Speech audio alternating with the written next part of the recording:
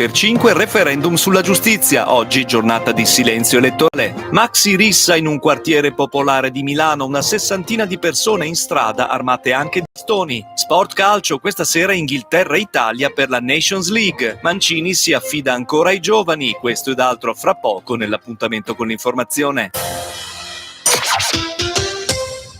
Da Autosalone Bellani, ampia scelta di usati e chilometri zero. Renault Twingo Shenzhen, dicembre 2017, 51.000 km azzurro. Clima, cruise control, radio compresa USB, supporto smartphone, guidabile da neopatentati, 9.400 euro. Toyota Aygo 1000 VVT iX Play, cambio automatico, anno 2016, 40.000 km, clima automatico, radio touch con ingressi digitali, Bluetooth, telecamera posteriore, guidabile da neopatentati, 10.900 euro.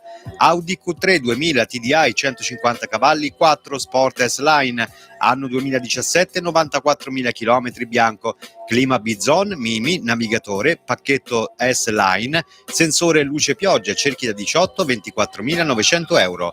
Volkswagen Passat All-Track Variant 2000 TDI 190 cavalli 4Motion DSG, anno 2017, 99.000 km, colore bianco perla, clima 3 zone, navigatore Discover Media, Bluetooth, cruise control adattativo, gancio traino, sensori anteriori e posteriori, 24.800 euro. Fiat 500L 1.3 Multijet 95 cavalli Popstar, anno 2017, 81.000 km, argento, clima Unconnect 5 pollici, Bluetooth, cruise control, guidabile da neopatentati, 12.800 euro. Nissan Qashqai 1.500 DCI Accent, anno 2015, 51.000 km, grigio, clima automatico, cruise control, radio con ingressi digitali, Bluetooth, luci diurne a LED, 15.800 euro. Audi Q5 2000 TDI 163 cavalli S-Tronic 4, anno 2019, 100.000 km, nero, clima automatico, sensori di parcheggio, cerchi Lega 19, Mimi con navigazione, Bluetooth, cruise control, 34.900 euro. Visita il nostro sito autosalonebellani.it o seguici su Facebook, siamo a Feltre, vicino alla caserma dei Vigili del Fuoco. Cerchi il meglio per riscaldare la tua casa? Un'azienda con una lunga esperienza che può seguirti in ogni tua esigenza, dalla progettazione all'assistenza tecnica? La risposta è Stufe e Arredo.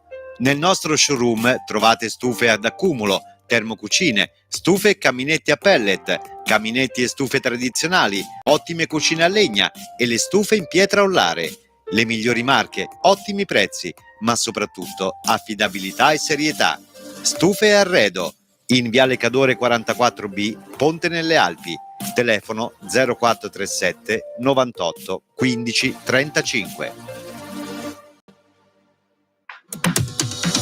Emporio del Mobile. Dal 1992 progettiamo e creiamo, con le sapienti mani dei nostri esperti artigiani, favolosi arredamenti su misura in legno massiccio in diversi stili, legni e tinte. Fissa un appuntamento allo 0437 098 150 oppure vieni a trovarci nel nostro punto vendita di Belluno in via Vittorio Veneto 262. Emporio del Mobile. Dal 1992 la qualità da noi costa meno. Calore intelligente. Risparmio con la tecnologia di combustione del legno. Calore naturale. Grazie all'energia rinnovabile. Calor Casa. Scopri l'intera gamma online delle stufe a legna, pellet e ibride dei migliori marchi. Oppure vieni nel nostro showroom per una esperta consulenza e scopri le agevolazioni e gli incentivi fiscali. In via Feltre 35 a Santa Giustina e su calorcasa.it. Radio Più. Ora esatta. Radio Più. Sono le 8:02.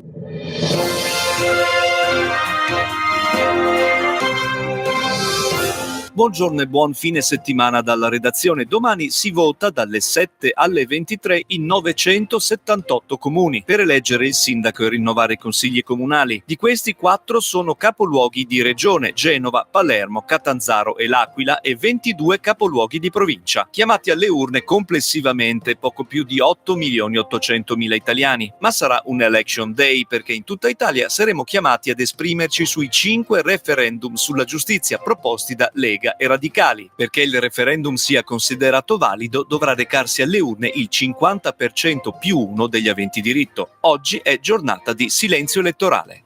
A Milano la polizia ha sedato una maxi rissa scoppiata tra gli occupanti di alloggi popolari nel quartiere del Cimitero Maggiore. Una sessantina di persone si è riversata in strada ieri sera armata anche di bastoni. Sono in corso di accertamento i motivi che hanno portato allo scontro. Si contano 3 feriti di nazionalità rumena, una donna e 2 minorenni, attualmente ricoverati non in gravi condizioni all'ospedale San Carlo. Sono state necessarie 2 ore agli agenti per riportare la calma. Sport calcio, questa sera terzo impegno per l'Italia in Nations League. Si gioca in Inghilterra, non a Wembley ma a Wolverhampton, a porte chiuse, alle 20:45. Roberto Mancini cambia ancora formazione e si affida a nuovi giovani. Sentiamolo alla vigilia della partita parlare di questo nuovo corso della nazionale. Bisogna avere un grande rispetto per la squadra che ha vinto il campionato d'Europa, perché è una squadra che ha vinto con grande merito e non in un mese dove è andato tutto bene. È una squadra che per 3 anni e mezzo non ha mai perso, dove ha giocato un grande calcio, quindi insomma questa è una cosa che rimarrà nella storia, è impossibile da cancellare, quindi bisogna avere grande rispetto per quei ragazzi. Poi sono ragazzi che comunque sono ancora, alcuni di loro, molti di loro sono ancora giovani e sono a casa solo perché devono recuperare, perché hanno fatto 2 anni veramente faticosi. Questo ci dà la possibilità di provare altri giovani e credo che se riusciamo a fare un bel mix, credo che insomma si possa trovare anche una grande nazionale. Tanti giovani quindi, ma come dice Sandro Tonali è giusto avere fiducia in loro. Il calcio è strano, è arrivato il momento che tocca a noi andare in campo, è arrivato il momento di dimostrare che comunque la solita storiella che i giovani non sono pronti non è vera, perché noi siamo giovani e dobbiamo giocare sia nel club che qui in nazionale e appena c'è l'opportunità come sta arrivando adesso bisogna far vedere, non bisogna far vedere a tutti, ma bisogna far vedere alla nazionale che noi ci possiamo stare, che ce la possiamo giocare. Potranno assistere all'incontro solo 3.000 giovanissimi under 14, questo per le sanzioni disciplinari dovute alle intemperanze dei tifosi inglesi a Euro 2020. Arbitrerà l'incontro il polacco Marciniak. E dalla redazione è tutto.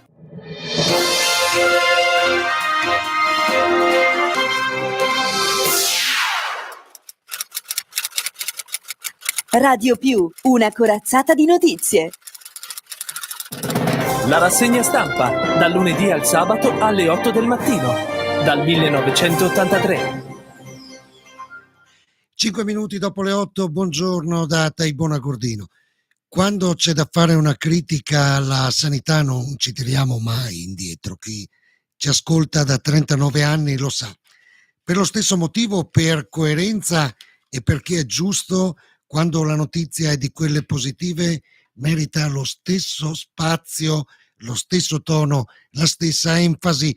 Nuova squadra della sanità, l'ULSS nomina 10 primari. Così il Corriere del Veneto, Moreno Gioli. Medici, infermieri e tutto il personale ULSS si possono paragonare ad un piccolo esercito, loro sono i colonnelli, per usare l'espressione utilizzata dal direttore generale Maria Grazia Carraro.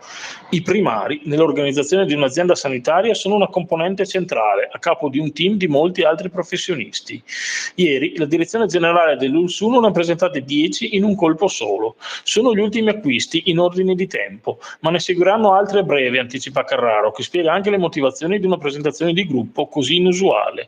Ci tenevo a presentarli per farli conoscere, perché diventino in qualche modo delle facce note a tutti, perché i primari sono importanti per noi, ma sono anche un punto di garanzia per i pazienti.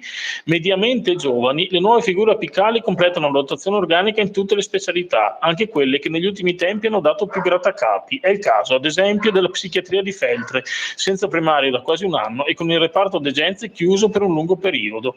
Ora il buco è colmato con la nomina di Angelo Brega, proveniente dall'ULSS 2 Marca Trevigiana, e ne abbiamo coperti altri in questi mesi, prosegue Carraro. Per il resto stiamo cercando di correre il più velocemente possibile, ma ci sono anche dei tempi tecnici. In ogni caso la volontà è di riuscire a coprire rapidamente i posti che vengono lasciati liberi. Non dimentichiamo che per quanto riguarda i primari il turnover è molto veloce, un po' per i pensionamenti, un po' per le esperienze accumulate con conseguenze offerte da altri territori. Alcuni dei primari presentati ieri sono al lavoro già da un po'. È il caso di Alessandro De Leo, a capo della cardiologia del San Martino di Belluno, già dallo scorso mese di agosto.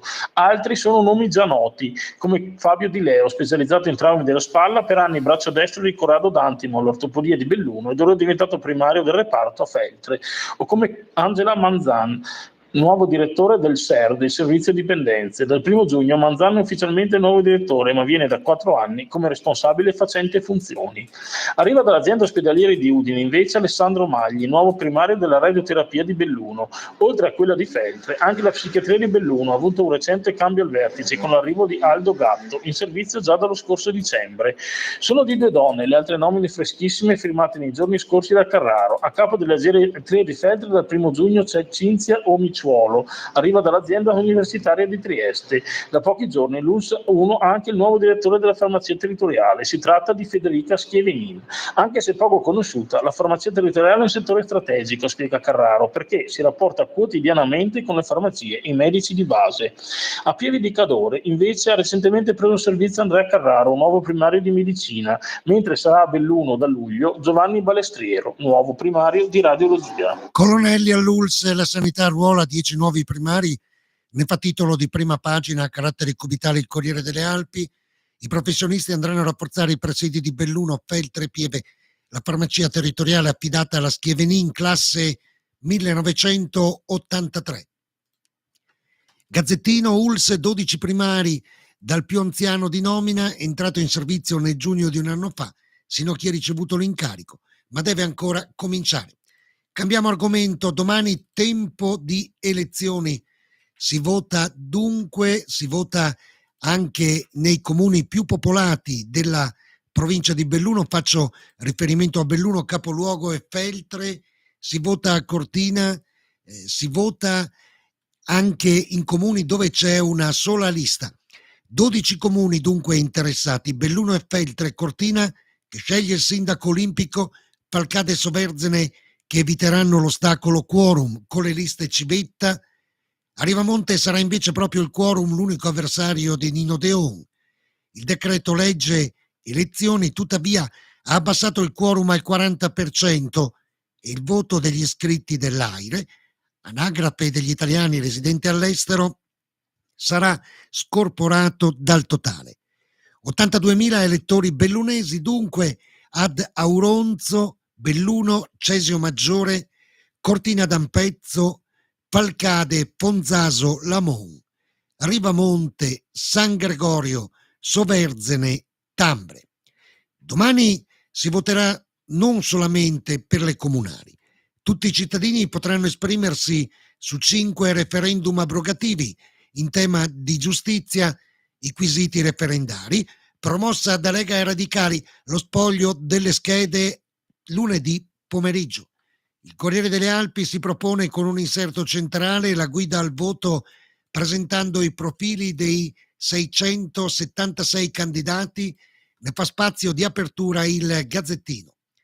Conto alla rovescia terminato, quasi metà provincia domani avrà la possibilità di andare alle urne e decidere da chi farsi amministrare. L'affluenza Cesio, Fonzaso, Rivamonte e Tambre potranno avere il sindaco domani.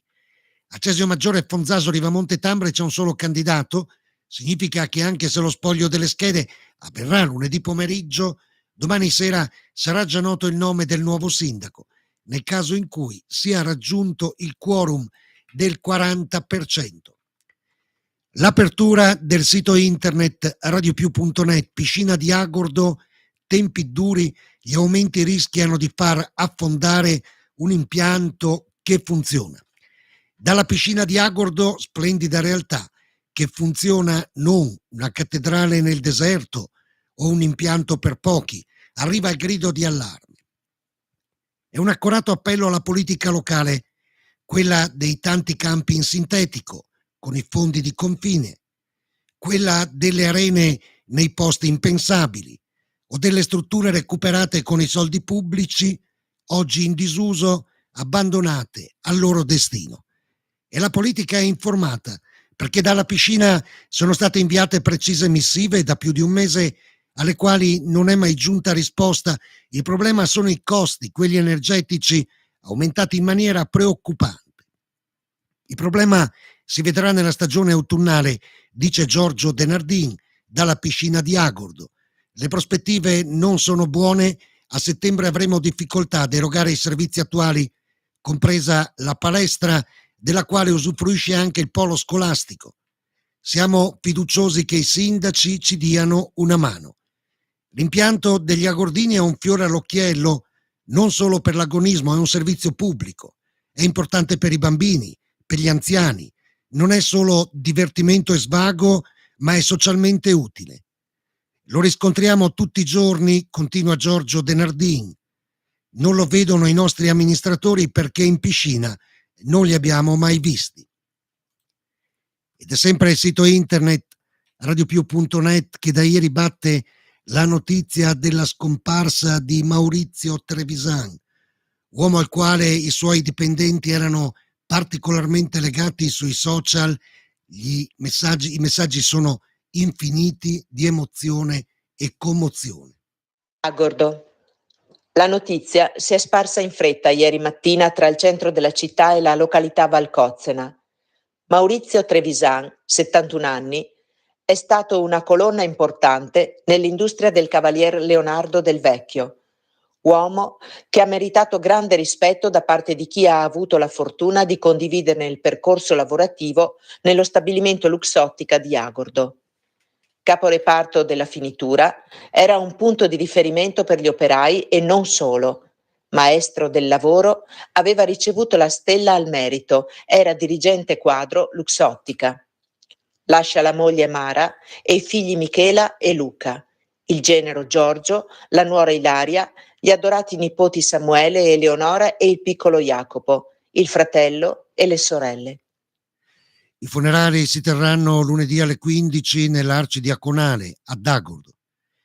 Centropagina del Gazzettino, assegno unico, rinuncia 1 su 3. Quasi un bellunese su 3 nella platea di cittadini che potrebbe richiedere l'assegno unico per figli a carico non presenta la domanda, una percentuale alta, che potrebbe essere spiegata dalla scarsa conoscenza dell'argomento e quindi delle possibilità a disposizione dei cittadini. Lo proverebbe il fatto che anche coloro che richiedono l'assegno unico lo fanno talvolta in modo sbagliato. I dati attuali ci dicono che in provincia di Belluno sono state presentate domande di assegno unico per 24.552 cittadini. Considerando che la platea di potenziali beneficiari si aggira attorno alle 35.000 persone, emerge che il 30% non l'ha ancora richiesto. E per quanto riguarda le domande, quelle già presentate, soltanto una minima parte, l'1,4% del totale, è in attesa della necessaria documentazione. Nella quasi totalità dei casi manca il permesso di soggiorno. L'indagine, sempre dal Gazzettino, fusione a Zoldo, il contributo pro capite più alto. Tra i 12 comuni che nel Veneto sono il risultato di una fusione di 2 o più realtà precedenti, 5 sono bellunesi. In Veneto il territorio che ha ricevuto il maggior contributo pro capite è Val di Zoldo, nel periodo compreso tra il 14 e il 22, un contributo pari a 4.241.000 euro, a fronte degli attuali 2.811 abitanti.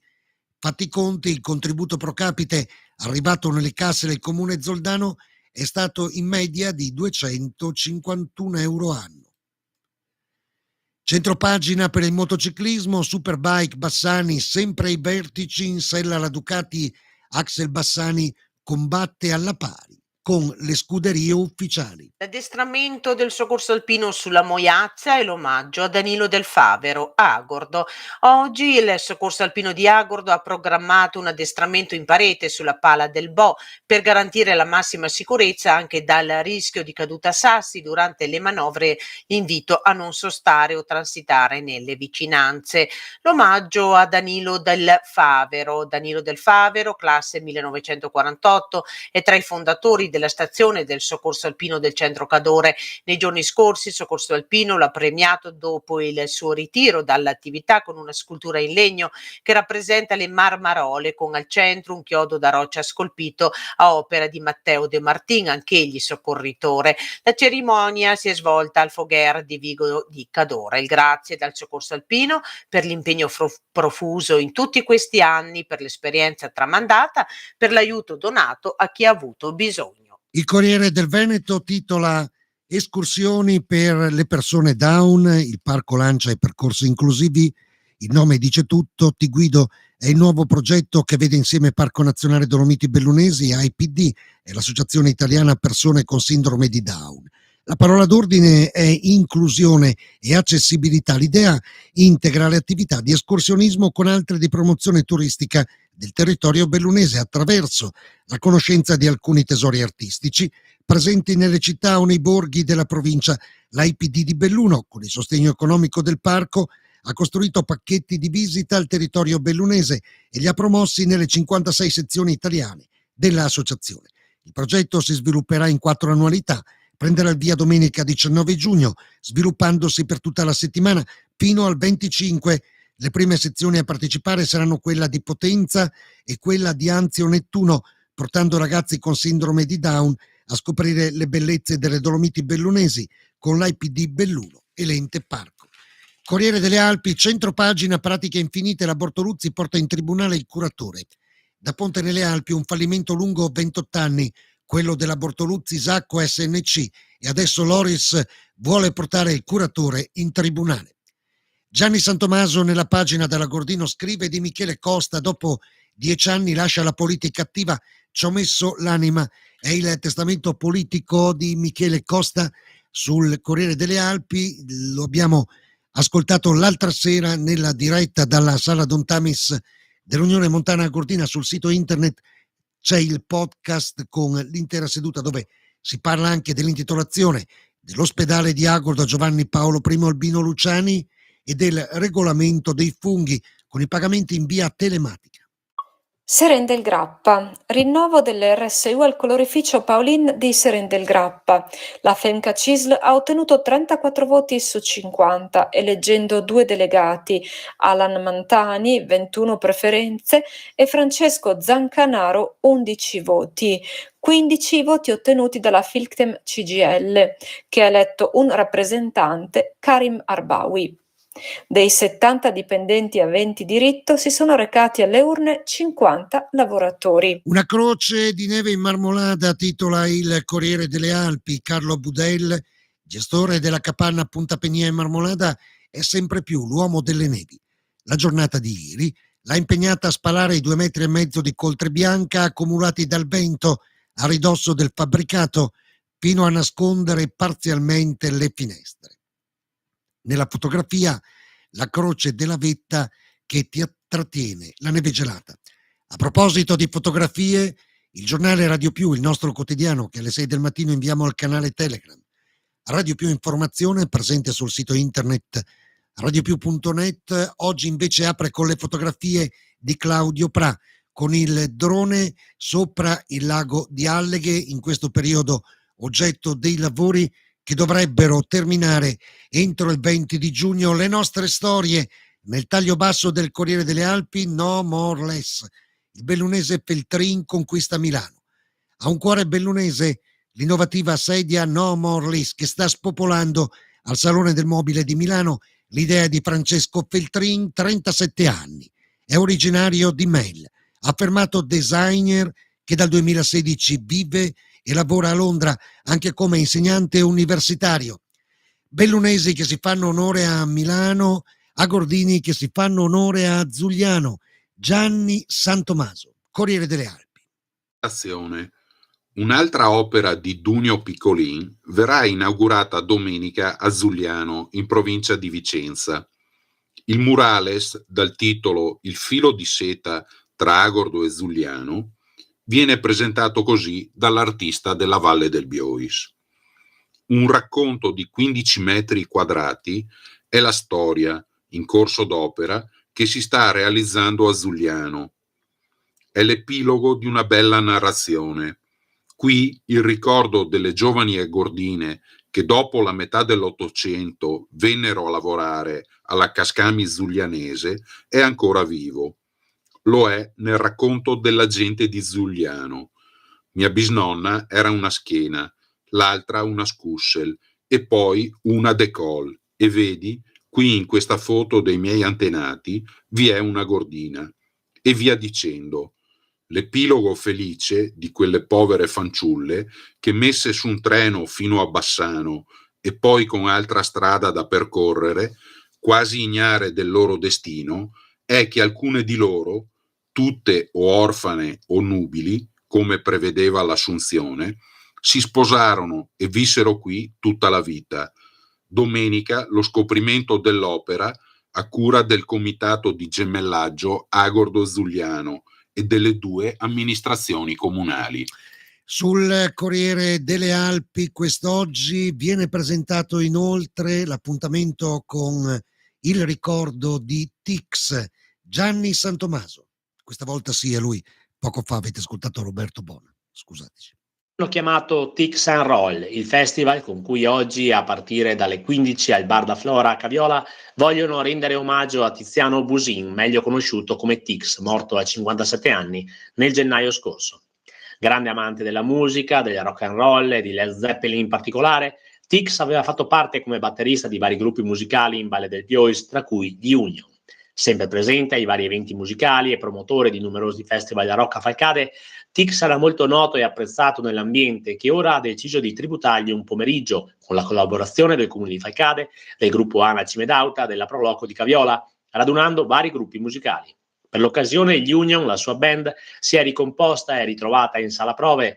Ci saranno i Tirataie senza fisarmonica, i Full of Reason più l'Ala Banana Trio, i Sinfobia, i Gaglio Trio più 1 e i Drink BZ 182. Un giorno ci siamo trovati assieme a Roberto Postobon qui nel mio bar, dice Mirko Carli, e abbiamo detto che occorreva dedicare un tributo a Tix e richiamare i vecchi amici che avevano suonato con lui. Da lì è nato tutto. Faremo festa ricordandolo con il rock anni 70-80 che lui amava. Ci sarà il palco montato su un terreno privato gentilmente concessoci. Da Rieti, per il gran finale, salirà anche il cantante originale degli Union, Matteo Deldin, che non canta da 30 anni. Nel corso della giornata verrà anche rilanciato il sogno di Tix, quello di una sala prove per quanti, specie i giovani, amano la musica e vogliono esprimere se stessi attraverso di essa. Per Radio Più, Gianni Santomaso. Legge sulla montagna, il ministro Gelmini ne parla con i bellunesi. Il 17 giugno il ministro Maria Stella Gelmini sarà a Belluno per confermare un'importante novità. Parliamo della legge quadro sulla montagna, già stata bollinata ed è approvata alla Camera per il dibattito parlamentare. Se verrà discussa senza che vi si apportino stravolgimenti, abbiamo la quasi certezza, anticipa Luca Masneri, sindaco di Edolo, che ha coordinato il lavoro preparatorio della proposta, verrà approvata prima dello scioglimento delle Camere. Licenziamenti e diritti, incontro alla Nogherazza, parte da Belluno una nuova iniziativa del Comitato Unitario delle Professioni per coinvolgere professioni e cittadini sui temi del lavoro e dei diritti che toccano l'attività degli iscritti agli ordini professionali. Abbiamo un ciclo periodico di incontri con l'autore per presentare le pubblicazioni di esperti dei vari settori economici, giuridici, tecnici. Lo spiega Innocenzo Megali, presidente del CUP di Belluno. Primo appuntamento lunedì dalle 15 alle 18 alla Nogherazza con il libro Licenziamento e cessazione del rapporto di lavoro di Innocenzo Megali e Luca De Compadri. Livinallongo?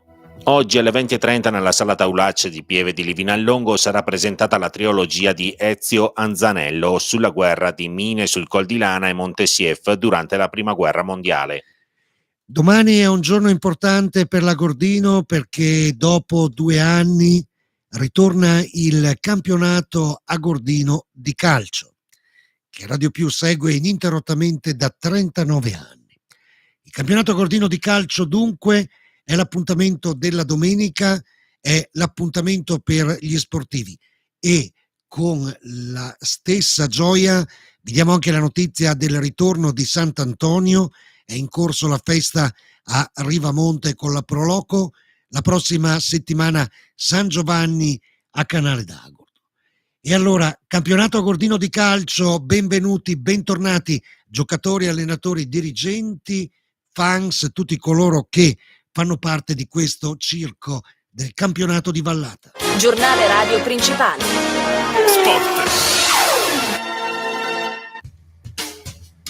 Inizia oggi la 47esima edizione del campionato Gordino di calcio Memorial Dennis Tonin. Sui campi della Gordino sale la temperatura e le squadre sono pronte a sfidarsi per la prima giornata del girone A e l'anticipo del girone B.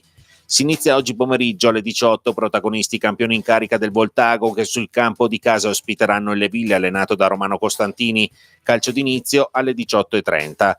Le altre due partite del girone A si giocheranno domani alle 16. A Gosaldo i pluriscudettati allenati da Elvio Chiea ospiteranno l'Agordo 2009, mentre a Vallada arriva il Taibon. Due sfide da non perdere in un girone di fuoco dove il sorteggio ha voluto che ci fossero tutte le squadre più blasonate e in questa prima giornata il La Valle rispetterà il turno di riposo. Il girone B inizierà ufficialmente la prossima settimana, ma domani è in programma l'anticipo tra Canale e Fodom al Maracanal. Il programma del fine settimana: girone A, Voltago Le Ville oggi alle 18:30, Gosaldo Agordo 2009 e Vallada Taibon domani alle 16, riposa il La Valle, girone B, Canale Fodom domani alle 16. Radio Più seguirà il campionato cordino di calcio con 80° minuto la diretta domani alle 16, alle 20 80° minuto la sintesi, lunedì sera alle 20:30 campionato cordino show. È tutto, grazie per il cortese ascolto, ci risentiamo alle 9:30 con il GR Mattina, a dopo.